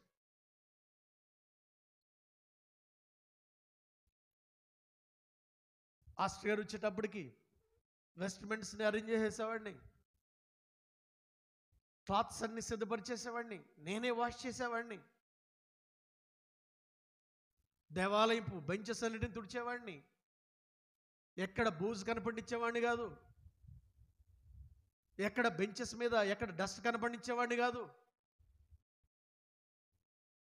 చాలా నీట్గా ఉంచేటువంటి వాడిని అన్ని సంవత్సరాలు. మీరు నమ్మండి, తీరా ఫైనల్ ఇయర్లో ఏ చాపెల్లో అయితే అన్ని సంవత్సరాలు వర్క్ చేశానో ఆ చర్చిలో నేను చాప్లెన్ అయిపోయాను, పాస్టర్ గారిని అయిపోయాను. హల్లెలూయా. పాస్టర్ గారి పక్కన కూర్చునే అవకాశాన్ని దేవుడు నాకు ఇచ్చాడు. అందరూ ఇంజనీర్లు, లెక్చరర్స్, చెన్నైలో అక్కడ నేను చదువుకుంటున్న స్థలంలోనే ఉన్నతుల మధ్యలో దేవుని సన్నిధిలో మనం ఎప్పుడైతే తగ్గించుకొని హంబుల్గా, ఒకరోజు మా డైరెక్టర్ ఈవినింగ్, ఏంటబ్బా ఈ టైంలో పని చేస్తున్నావు అని అన్నాడు. నన్ను చూడలేదు, లేచి ఇట్లా చూస్తే, హాయ్ బెంజమిన్, ఏమన్ అని అన్నాడు. ఏంటి అంటే ఎట్లా ఉన్నానంటే, ఈవెన్ మనం రోడ్లను తుడిచేటువంటి వ్యక్తి కంటే దారుణంగా నా ముఖమంతా దుమ్ము పట్టేసి, నా వస్త్రాలన్నీ దుమ్మైపోయి, ఆ గేట్ దగ్గర నుండి చర్చ్ వరకు బయట కూడా దాన్ని తీసుకొని, ఆ చీపురు తీసుకొని తుడవడం, దేవాలయాన్ని సిద్ధపరచడంలో అట్లన్నీ మురికైపోయాయి. మళ్ళీ వాటిని, ఆ తెల్లటి వస్త్రాలని వాష్ చేసుకోవడానికి చాలా ఇబ్బంది పడిపోయేది. అయినను పరిచర్య చేసేవాడు. ఎందుకు ఈ మాటలు చెప్తున్నానంటే, దేవుని సన్నిధిలో మనము అలాంటి పరిచర్య, బాల్య దినాల నుండి కూడా చర్చ్లో అన్నీ ప్లే చేసేటువంటి వాడిని, ఇన్స్ట్రుమెంట్ ప్లే చేయడం, బైబిల్ చదవడం, ఎవరైనా ఒకవేళ చదవకపోతే చదవడం. చాలామంది తల్లిదండ్రులు అయినటువంటి వారు ఈరోజు కొంచెం కష్టమయ్య గారు మా పిల్లలు చదవలేరు, ఇంగ్లీష్ బైబిల్ అసలు మీ సొంత లాంగ్వేజ్ చదవకుండా మీరు ఎక్కడో ముందు ఓన్ లాంగ్వేజ్లో మీ బైబిల్ గ్రంథాన్ని మీరు చదవడం అనేది తప్పనిసరిగా నేర్చుకోవాలి, అది నేర్చుకోవాలి. కనుక ఈ విషయాన్ని గుర్తుపెట్టుకోమని మనం చేస్తున్నాం. సొలొమోన్ గారికి ఆ రోజుల్లో ఆయన 3000 సామెతలు రాసే జ్ఞానం ఇచ్చాడు, 1005 కీర్తనలు రాసే జ్ఞానం ఇచ్చాడు. తర్వాత ఇక్కడ మనం 4వ అధ్యాయం మనం ఇక్కడ చదువుకున్నాం కదా, 1000 దహన బలులను అర్పించగలిగే మరి ధన్యతను సొలొమోన్ గారికి దేవుడిచ్చాడు. తర్వాత సింహాసనాన్ని దేవుడిచ్చాడు. అయినా కానీ ఆయన ఏమంటున్నాడంటే, నేను బాలుడను అంటున్నాడు. నీకేం కావాలి కోరుకో అంటే, అయ్యా నాకు నల్లపూసల గొలుసు కావాలయ్యా, 24 క్యారెట్ నాకు నెక్లెస్ కావాలయ్యా, లేకపోతే నాకు మంచి ఫ్రాక్ కావాలి డాడీ, లేకపోతే నాకు మంచి పలానా పలానా పలానా కావాలని అడగట్లేదు. లేకపోతే మీరు కూడా అడగొచ్చు, పట్టు చీర కావాలండి అని మీరు కూడా అడగొచ్చు. ఒకవేళ మీకు పలానా ఏం కావాలో నీడ్స్ కావాలో మీరు అడగొచ్చు. కానీ దేవునికి అవి కాదు కావాల్సింది. ఏం కావాలంటే జ్ఞానవంతురాలు తన ఇంటిని కట్టును, మూఢురాలు తన చేతులతో పొడవెనక. ఈనాడు తల్లులకు ఉండవలసినటువంటి అనుభవం అక్కడ సామెతల్లో రాశాడు. ఇక్కడ సొలొమోను గారు తన రాజ్యంలో కావలసినటువంటి విషయాన్ని ఇక్కడ ఏం అడగాలో అక్కడ అడిగాడు. ఈనాడు మీరు నేను మనం దాన్ని చేయగలుగుతున్నామా? ఈనాడు దాన్ని చేయకే ఈనాడు దేవుని యొక్క తర్వాత 13వ వచనం చూడండి అర్రా. 13వ వచనం, నీవు ఐశ్వర్యమును ఘనతను ఇమ్మని అడుగకపోయినను. ఎస్ ఇది చాలామంది గుర్తుపెట్టుకోవాలి. అడుగకపోయినను. అందుకనే మొదట నా నీతిని నా రాజ్యాన్ని వెదకము. మత్తయి సువార్తలో మొదట నా నీతిని నా రాజ్యమును వెదకము, అప్పుడు మీకు ఇవన్నీ ఏం చేస్తాయి? లభిస్తాయి. మొదటిగా ఇది గుర్తుపెట్టుకోవాలి. ఈనాడు చాలామంది ఇది గుర్తుపెట్టుకోవట్లేదు. 6వ అధ్యాయంలో మత్తయి సువార్త 6వ అధ్యాయం 33వ వచనంలో ఆయన రాజ్యమును ఆయన నీతిని, అయ్యా నీ జ్ఞానం నాకు కావాలయ్యా సోఫియా, నీ జ్ఞానం నాకు కావాలి. జ్ఞానంతో పాటు అడుగుకుపోయినా సరే దేవుడు ఏం చేస్తాడు? సొలొమోనుకి ఇచ్చినట్లుగా దేవుడు ఏం చేస్తాడు? మత్తయి సువార్త 6వ అధ్యాయంలో ఈ మాట చూసారా? 6వ అధ్యాయం మత్తయి సువార్త 6వ అధ్యాయం చివరిలో 6వ అధ్యాయం చివరిలో ఈ మాట కనిపిస్తుంది. 33వ వచనం, కాబట్టి మీరు మొదట ఆయన రాజ్యమును ఆయన నీతిని మొదట వెతకండి, అప్పుడు అవన్నీ అంటే నీ ధనంతో పాటు, నీ ఐశ్వర్యంతో పాటు, ఆస్తితో పాటు, నీ పొజిషన్తో పాటు, నీ పవర్తో పాటు దేవుడు మనకి ఏం కావాలో అవన్నీ ఇస్తాడు. కానీ మొదట ఏం కావాలంటే జ్ఞానం కావాలి. ఇది కాకుండా లోక సంబంధమైనటువంటి వాటిని ఎన్నో అడుగకపోయినను దేవుడు సొలొమోను గారికి వాటిని ఏం చేస్తున్నాను అన్నాడు? నేను వాటిని నీకేం చేస్తున్నాను? ఇస్తున్నాను. కాబట్టి అందువలన నీ దినములన్నిటను రాజులలో నీ వంటి వాడు ఒకడైనను ఉండడం అంటే అతను పొజిషన్ చూసారా? ఇంకెవరైనా వచ్చి ఆయనతో సమానంగా కూర్చుండడానికి ఎవరైనా ప్రయత్నం చేస్తే కూర్చుండలేనటువంటి పొజిషన్ ఇచ్చాడు. హై పొజిషన్ ఇచ్చాడు, ఉన్నతమైనటువంటి పొజిషన్ ఇచ్చాడు. ఈనాడు సంఘాల్లో కూడా నేను చూస్తూ ఉంటాను. ఈనాడు చాలామంది రకరకాలైనటువంటి తలంపులతో జీవిస్తూ ఉంటారు. ఏవో ఆశిస్తూ ఏదో సామెత చెప్తారు చూసారా? మీ ఇంటికి వస్తే ఏం పెడతా, మా ఇంటికి వస్తే ఏమిస్తా. ఎటెళ్ళిన సామెత ఇదే. ఈనాడు చాలామంది దేవుని సన్నిధిలో స్వార్థపూరితమైనటువంటి తలంపులతో జీవిస్తూ ఉంటున్నారు, స్వార్థపూరితమైనటువంటి ఆలోచనలతో జీవిస్తున్నారు. దేవుని సన్నిధికి వచ్చిన తర్వాత కూడా ఇక్కడ కూడా ఒకవేళ ఇప్పుడు రానటువంటి కాలంలో ఉన్నటువంటి కాలంలో పొజిషన్స్, ఒకవేళ సంఘ నాయకులు కావాలి, సంఘ పెద్దలు కావాలి, నీవు కోరుకుంటే ఇవ్వడది, నువ్వు ఆశిస్తే రాదది. దేవుని దృష్టికి అంగీకారం అవ్వాలి. దేవుని దృష్టిలో అది చాలా మరి దేవునికి అంగీకృతులుగా ఎప్పుడైతే ఉంటామో అప్పుడే దేవుడు సహాయం చేస్తాడు. సమూయేలు గ్రంథంలో ఒక మాటను మీకు జ్ఞాపకం చేస్తాను. సమూయేలు గ్రంథంలో ఒక బలీయమైనటువంటి మాటను మీ అందరికీ జ్ఞాపకం చేస్తాను.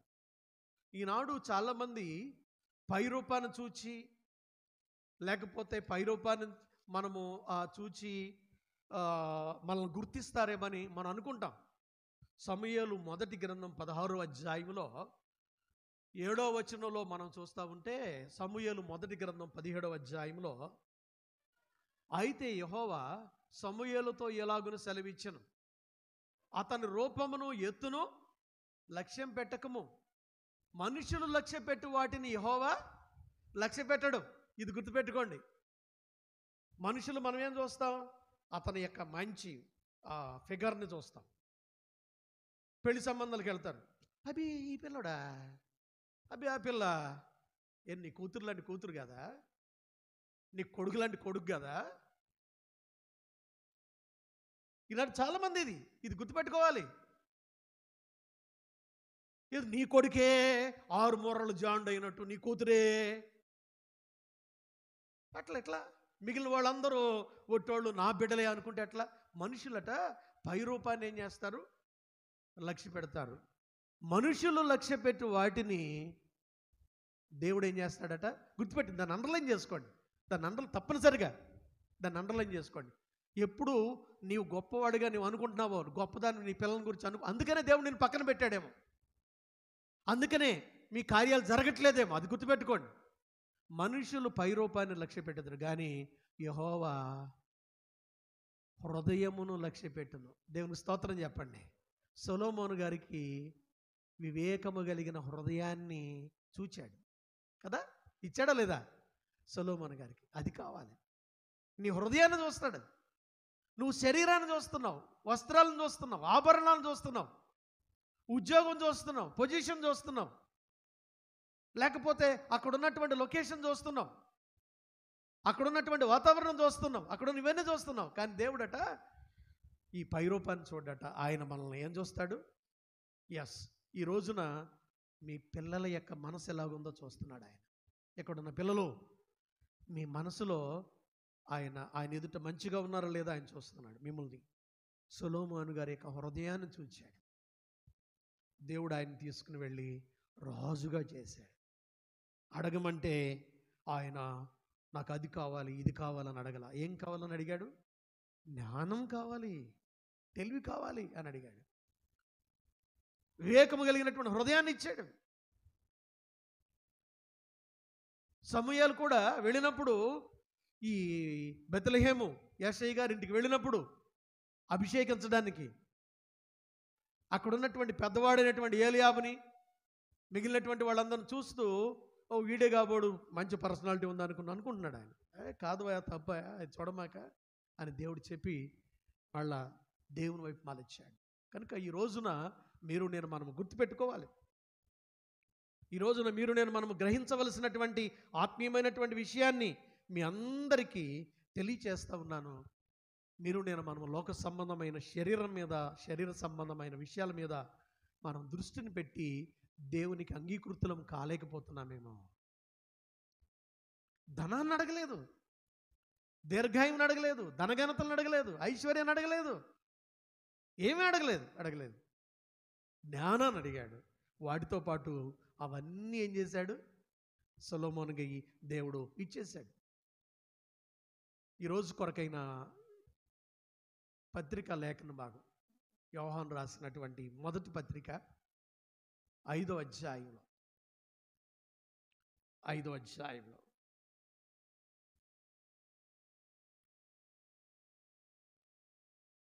14వ వచనం చూడండి. 14వ వచనం, ఆయనను బట్టి మనకు కలిగిన ధైర్యము ఏదనగా, ఆయన చిత్తానుసారముగా మనం ఏది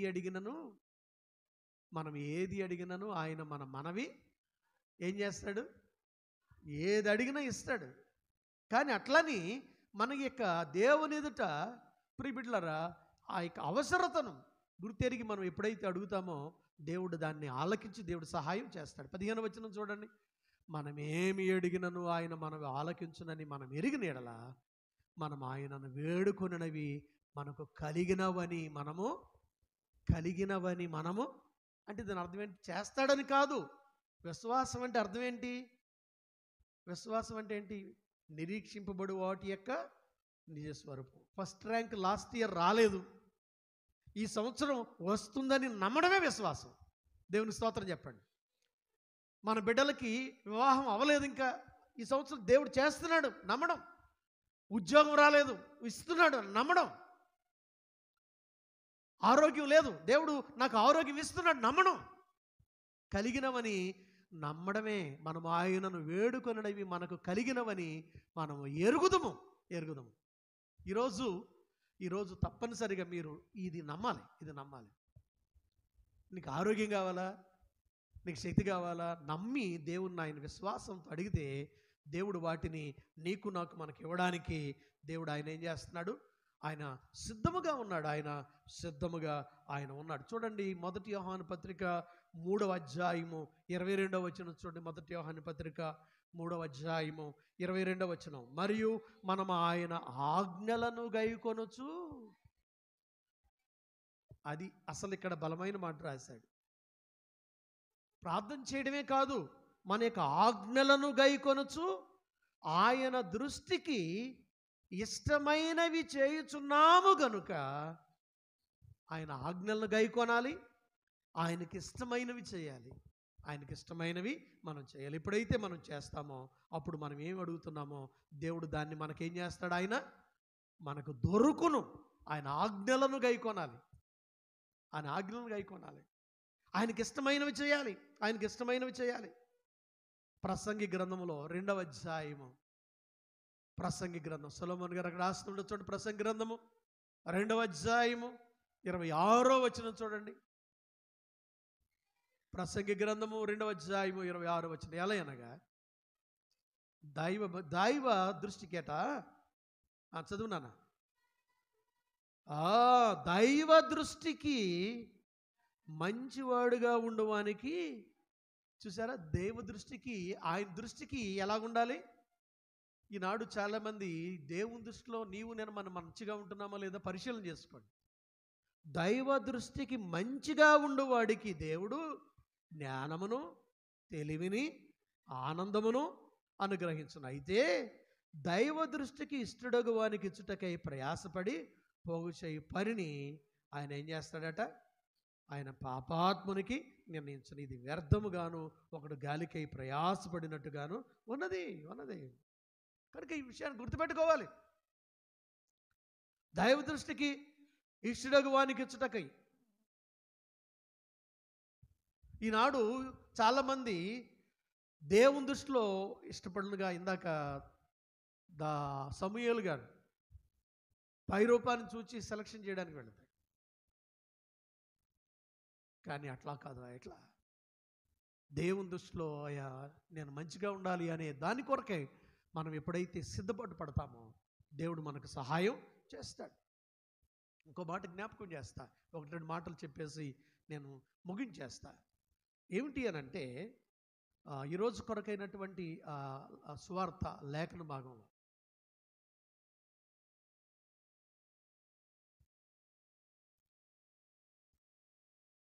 బలమైనటువంటి మాటలు అక్కడ కనిపిస్తున్నాయి. 10వ అధ్యాయంలో 21వ వచనం చూడండి. ఆ గడియలోనే యేసు పరిశుద్ధాత్మ, పైన వచనాల్లో రాయబడి ఉంది. పైన 17వ వచనంలో ఆ 70 మంది శిష్యులు సంతోషంతో తిరిగి వచ్చి, ప్రభువా, దయ్యములు కూడా నీ నామములో మాకేం చేస్తున్నాయి అంటే, యేసు ప్రభు వారి యొక్క శిష్యులు వాళ్ళు మొత్తం మనకు తెలిసింది ఎంతమంది? 12 మందే. కానీ 70 మంది అసలు శిష్యులు వాళ్ళు ప్రభు దగ్గరికి వచ్చి, ప్రభు మాకేం చేస్తున్నాయి? దయ్యాలు లోబడుతున్నాయి, తర్వాత నీ నామమున మాకు గొప్ప కార్యాలు జరుగుతున్నాయి, ఆయన సాతానుడు మెరుపువలె ఆకాశమున పడుట చూచితిని, ఇదిగో పాములను తేళ్లను త్రొగ్గుటకు శత్రు బలమంతటి మీద మీకు అధికారమును ఇచ్చి ఉన్నాను, ఏది మీకు ఎంత మాత్రమునో. అబ్బాయి, మీరెందుకు సంతోషపడతారయ్యా? ఈ అధికారాన్ని ఇచ్చింది ఎవరు? నేనే కదా అని చెప్తూ ఇంకో మాట అంటున్నాడు. అయినను మీకు దయ్యములు లోబడుచున్నవని సంతోషింపక మీ పేర్లు ఎక్కడ రాయబడాలి? మన పిల్లల్ని దీనికి ప్రిపేర్ చేయాలండి. దీనికి ప్రిపేర్ చేయాలి. మనము మన యొక్క బిడ్డల్ని దేనికి ప్రిపేర్ చేయాలి?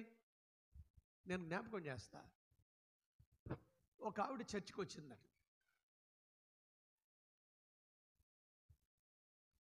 ఎప్పుడు ఆవిడ దరిదాపుగా 80 సంవత్సరాల లైఫ్లో అక్కడే కూర్చునేది. ఎందుకు అక్కడ కూర్చుందంటే దాని అర్థం ఏమిటంటే, ఆ తిన్నగా ఉన్న ఫ్యాన్ అట ఆమె వేసుకుందట.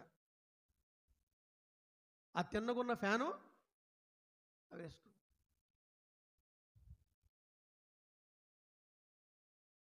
ఆ ఫ్యాన్ మీద మళ్ళీ ఆమె పేరు ఏం చేసింది, సరే 80 సంవత్సరాలు ఇక్కడ కూర్చుంది, పేరు ఫ్యాన్ మీద రాసుకుంది, కాదంటలేదు. ఆ 80 సంవత్సరాల్లో 4 సార్లు ఫ్యాన్ పోయిందట. 4 సార్లు కూడా మళ్ళా ఏం చేసింది, అయ్యగారండి ఆ ఫ్యాన్ పోతే మళ్ళీ నాకు చెప్పండి. ఎవరు ఇవ్వడానికి వీల్లేదు, ఆ ఫ్యాన్ మాత్రం నేనే ఇవ్వాలి. 4 సార్లు ఏం చేసింది ఆవిడ, ఆ ఫ్యాన్ ఇచ్చింది. ఒక రోజున ఆవిడ దేవుని దగ్గరకు వెళ్ళిపోయింది.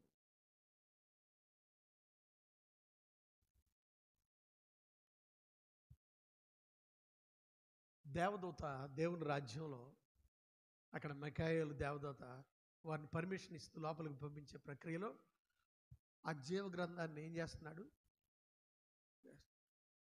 సువార్తమ్మ గారి పేరు ఎక్కడ ఉంది, ఈ శృంగారం గారి పేరు ఎక్కడ ఉంది, ఈ సంతోషం గారి పేరు ఎక్కడ ఉందో తిరగేస్తున్నాడు. అక్కడ ఎంత తిరగేసినా కానీ ఈ సంతోషం గారి పేరు మాత్రం అక్కడ కనపట్ల.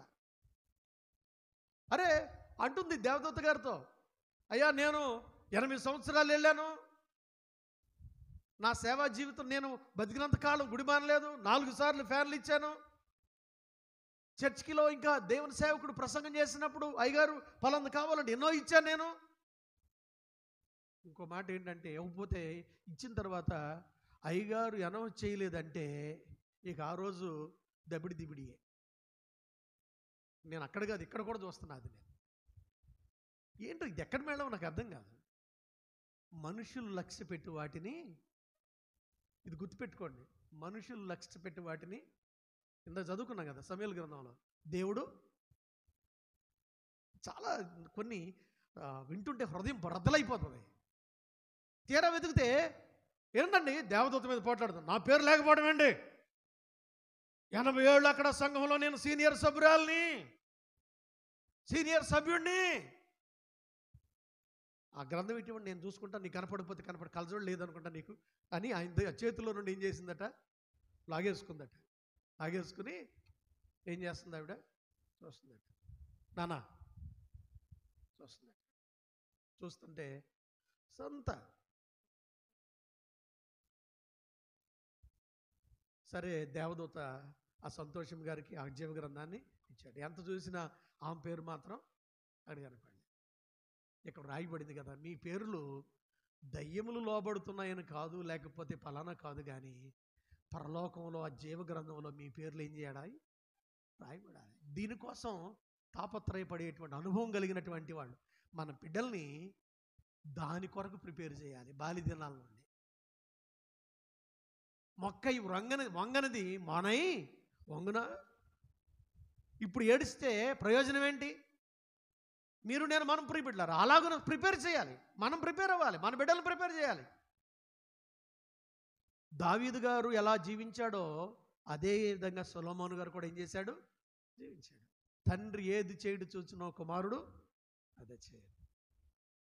దేవుని భయభక్తులు కలిగినటువంటి వాడిగా జీవించాడు. దేవుని ఎదుట ఆశీర్వదించబడ్డాడు. మీరు నేను మనము కనుక అలాంటి జ్ఞానంతో ఈ ఇయర్ నేను చెప్తున్నాను, పిల్లలారా మీరందరూ కూడా ఫస్ట్ ర్యాంక్ కావాలని మీకు ఎంతమందికి ఇంట్రెస్ట్ ఉంది క్లాసులో చెప్పండి. నాకు లాస్ట్ ర్యాంక్ కావాలని ఎంతమంది ఆశపడుతున్నారు చెప్పండి. లీస్ట్ ర్యాంక్ ఎవరన్నా ఆశపడతారా? ఫస్ట్ ర్యాంక్ కదా, అందరికి ఫస్ట్ ర్యాంక్. అందుకనే ఇప్పుడు ఎడ్యుకేషన్ సిస్టంలో ఏం చేశారంటే ర్యాంక్స్ తీసేశారు, గ్రేడ్ సిస్టమ్ పెట్టేశారు. అంటే వీళ్ళందరినీ ఏం చేస్తున్నారు, డబ్బులు తీసుకోవడం, అందరిని ఆ గ్రేడ్లో దోసేయడం. ఈనాడు చాలామంది దేవుడిచ్చేటువంటి జ్ఞానానికి పాత్రలు కాలేకపోతున్నారు. కనుక మొదట నా నీతిని, నా రాజ్యాన్ని వెతకడానికి శిష్యులారా మీరు లోక సంబంధమైన దానికోసం వెతకమాకండి. ఇంకో మాటను అక్కడే క్రింద రాయబడింది, అసలైన మాట. అసలు నా సందేశంలో బలమైన మాట ఏంటంటే తెలుసా? ఏంటంటే ఆ గడియలోనే యేసు పరిశుద్ధాత్మ యందు బహుగా ఆనందించి, తండ్రి, ఆకాశమునకును భూమికిని ప్రభువా, నీవు జ్ఞానులకును వివేకులకును ఈ సంగతులను మరుగు చేసి పసిబాలురకు నీవు ఏం చేశావు? దేవుడట దేవుని కార్యాలు ఎవరికి బయలుపరుస్తాడంటే, దేవుని కార్యాలు ఎవరికి చేస్తాడంటే, దేవుని దృష్టిలో ఎవరైతే నేను బాలుడినయ్యా, నేను బాలికనయ్యా, నేను చిన్న బిడ్డనయ్యా అని ఎవరైతే హంబుల్గా తగ్గించుకుంటారో వాళ్ళకే దేవుడు సహాయం చేస్తాడు. హల్లెలూయా. ఇది నా మాట కాదు, ఇది బైబిల్లో ప్రభువారే తన సొనోటితో ఆయన ప్రార్థన చేస్తూ పలికినటువంటి మాట. ఇది ప్రార్థన చాలా క్లియర్గా దాన్ని అండర్లైన్ చేసుకోండి. జ్ఞానులకు కాదు, వివేకులకు కాదు, గనులకు కాదు. లూకాసు వార్త 10వ అధ్యాయము 21వ వచనంలో జ్ఞానులకు కాదు, వివేకులకు కాదు, గొప్పవాళ్ళకు కాదు, వాళ్ళకు కాదట. ఎవరికట? పసిబాలురకు అంటే ఇందాక సొలొమోను ఏమన్నాడంటే, నేను బాలుడనయ్యా. ఇర్మియా ఏమన్నాడు? నేను బాలుడనయ్యా అని ఎవరైతే దేవుని సన్నిధిలో తగ్గించుకుంటారో, నేను చిన్న బిడ్డనయ్యా. అందుకనే మత్తయి సువార్త 18వ అధ్యాయంలో రాయబడి ఉంటుంది, మీరు చిన్న బిడ్డల వంటి వారైతేనే కానీ మీరు తండ్రి రాజ్యంలోనికి మీరు ప్రవేశించరు. చిన్న బిడ్డలు అంటే దీని అర్థం మనందరం కూడా ఏమైపోవాలి? పసిపిల్లం అయిపోవాలరా? అట్లా కాదు. ఎంత పెద్దవాళ్ళమైనప్పటికీ దేవుని సన్నిధిలో మనం ఎలాగుండాలంటే తగ్గించుకొని చిన్న బిడ్డల్లాగా హంబుల్గా మనం ఎప్పుడైతే ఉంటామో, దేవుడు మనలను సొలొమోనును హెచ్చించినట్లుగా దేవుడు ఏం చేస్తాడు? హెచ్చించేస్తాడు. ఇదిగో నీ పితరులలో కానీ రాబోయే తరంలో కానీ నీ వంటి వాడు ఎవడనో లేడు. అలాంటి ఉన్నతుడిగా దేవుడు మనల్ని, మన తరములో మన బిడ్డల్ని, మనల్ని దేవుడు మనల్ని చేస్తాడు. మనం తగ్గించుకుందామా? మన పిల్లలను కూడా అలా తగ్గించుకునే వాండరుగా మనం పెంచుదామా? సొలొమోను వలె మనం అలాంటి ప్రిపరేషన్ మన బిడ్డలకి మనం ఇచ్చి వాళ్ళని ప్రోత్సహిద్దామా? మన కుమారులను మనం కూడా అలాంటి వాండరుగా ఉండడానికి దేవుడు ఆయన కృప మనందరికి దయచేసి కాపాడునుగాక. అందరూ తల్ల వంచండి, ప్రార్థన చేసుకుందాం. దయగలిగిన మా తండ్రి, మా యేసయ్య, మెరిచినటువంటి వాక్కు కొరకు వందనాలు, మెరిచిన సందేశం కొరకు స్తోత్రాలు.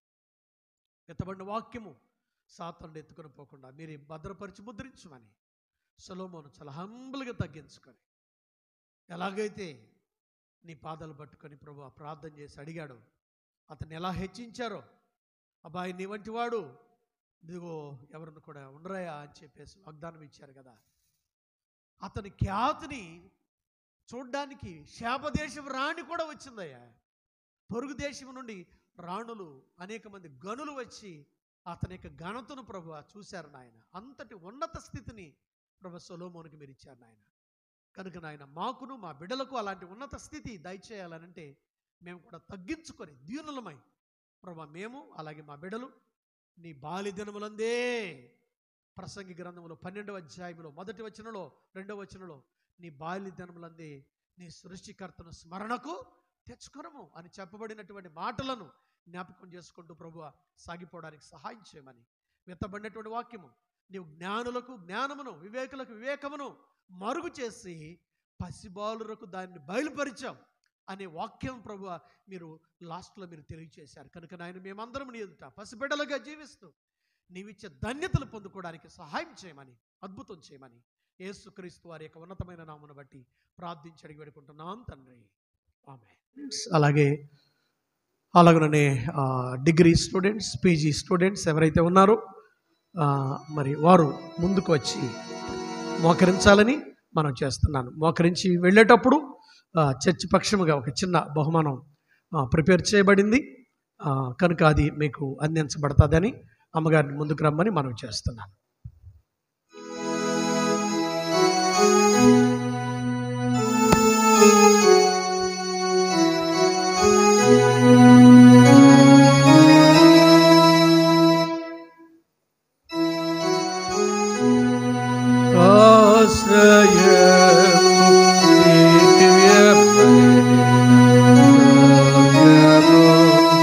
మహావీర్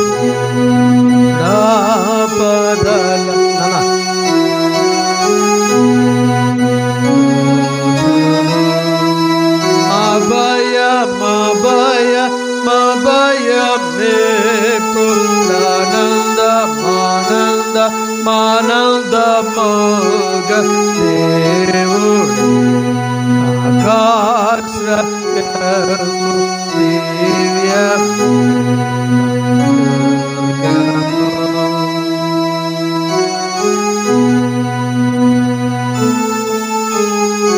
ఈ బిడ్డను మీరు ఆశీర్వదించి నూతన సంవత్సరంలో దేవుని క్లాసెస్లో తోడుగా ఉండమని అభిషేకించమని వర్ధన చేయమని యేసు నామములో వేడుకుంటున్నాం. ఈ బిడ్డను మీరు ఆశీర్వదించి మీ జ్ఞానంతో నింపి వర్ధన చేయమని యేసు నామములో అడుగుతున్నాం. ఈ బిడ్డను మీరు ఆశీర్వదించి మీ జ్ఞానంతో మీరు నింపని సంవత్సరం యేసు నామములో అడుగుతున్నాం తండ్రి.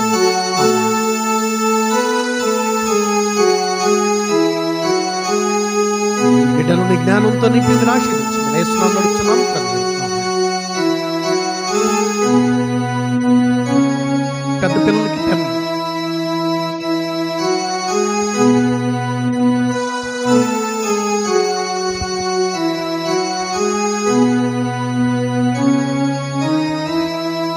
ప్రార్థన చేసిన వారు వెళ్ళి అక్కడ గిఫ్ట్ తీసుకుని వెళ్ళి మీ మీ స్థలాల్లో కూర్చోండి.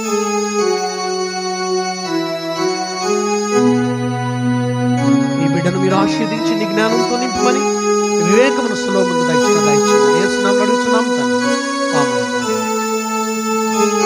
ఈ బిడ్డను నీ జ్ఞానంతో నింపి మీరు ఆశీర్వదించి వర్ధన చేయండి యేసు నామములో అడుగుతున్నాం తండ్రి. ఆమేన్. ఈ బిడ్డను నీ జ్ఞానంతో నింపి వివేకం దయచేసి యేసు నామములో అడుగుతున్నాం తండ్రి. ఈ బిడ్డను నీ జ్ఞానంతో నింపి మీరు వివేకతో ఆశీర్వదించండి యేసు నామములో అడుగుతున్నాం తండ్రి. ఈ బిడ్డను నీ జ్ఞానంతో నింపి మీరు ఆశీర్వదించండి యేసు నామములో అడుగుతున్నాం తండ్రి. ఈ బిడ్డను నీ జ్ఞానంతో నింపి మీరు ఆశీర్వదించండి యేసు నామములో అడుగుతున్నాం తండ్రి. ఈ బిడ్డను నీ జ్ఞానంతో నింపి మీరు ఆశీర్వదించండి యేసు నామములో అడుగుతున్నాం తండ్రి. ఈ బిడ్డను నీ జ్ఞానంతో నింపి మీరు ఆశీర్వదించమని ఈ నూతన సంవత్సరంలో బలపరచండి యేసు నామములో అడుగుతున్నాం తండ్రి. ఈ బిడ్డను మీరు ఈ బలహీనను బలపరిచి మీరు ఈ శక్తితో నింపమని యేసు నామములో అడుగుతున్నాం తండ్రి. ఈ బిడ్డను నీ జ్ఞానంతో నింపి మీరు ఆశీర్వదించమని యేసు నామములో అడుగుతున్నాం. ఈ బిడ్డను నీ జ్ఞానంతో నింపి మీరు ఆశీర్వదించమని వర్ధన చేయండి యేసు నామములో అడుగుతున్నాం తండ్రి. ఈ బిడ్డను నీ జ్ఞానంతో నింపి మీరు ఆశీర్వదించి వర్ధన చేయండి యేసు నామములో అడుగుతున్నాం తండ్రి. ఈ బిడ్డను నీ జ్ఞానంతో నింపి ఆశీర్వదించి